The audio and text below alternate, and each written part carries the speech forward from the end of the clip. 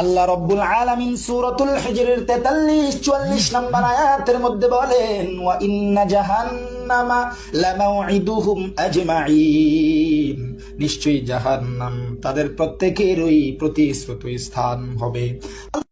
এ বন্ধু, হাফিজুরের দালালি ছাড়ো। আল্লাহ তাআলা এত নাজ নেয়ামত দান করছে, এত সুন্দর কণ্ঠ দান করছে, কারো দালালি করার জন্য না, একমাত্র জন্য বলি। কারো দালালি করার দরকার নাই, কারো সুর নকল করার দরকার নাই। আল্লাহ তোমার যে সুর দিছে ওই সুরটা নিয়ে সন্তুষ্ট থাকো। এরে তুই যে আমারে নসিহত করলি, তোর গলায় তো হাফিজুরের আওয়াজ শোনা যায়।